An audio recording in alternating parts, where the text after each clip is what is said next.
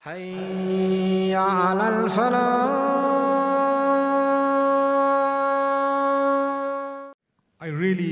My heart goes out to those who are perhaps from abroad. They're here alone and they don't know, perhaps people are not ready to marry them, they don't know much about them, etc.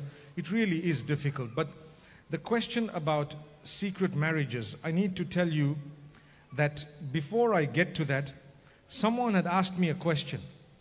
We were talking about it earlier backstage, that young people, it's becoming very common, they say, we did our nikah.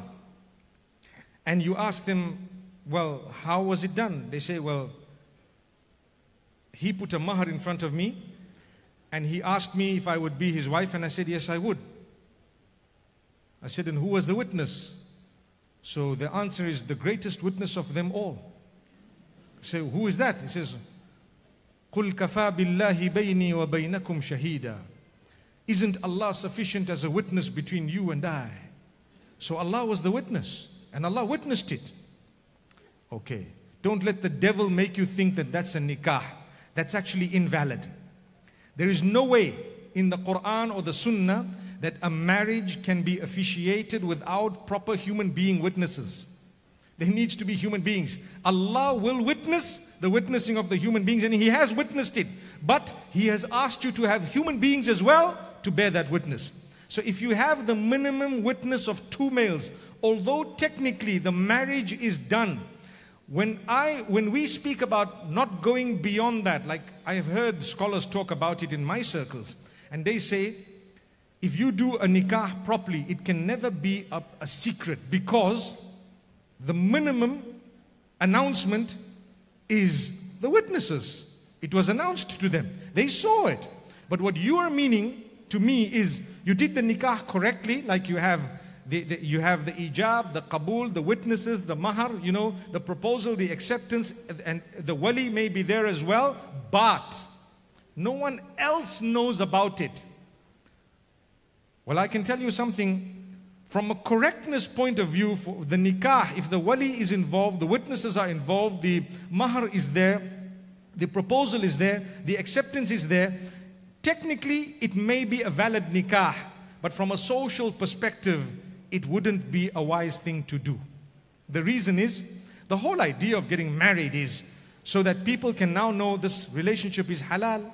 And now everyone's going to look at you, wow, you see, they don't even know if it's halal or not. You know, obviously when we see couples, we would immediately presume that they're married. That's what we're taught. But you're going to be ducking, diving, hiding. And I tell the sisters, a lot of the times when you become, meaning when you're ready to have a secret without anyone knowing, you're heavily abused thereafter without you being able to do anything in a lot of cases. In a lot of cases. And the reason is, sometimes I know of someone who says, listen, you know what, you marry me and it's fine. I will, you know, you can just see me once a week, once a month, once every 6 months.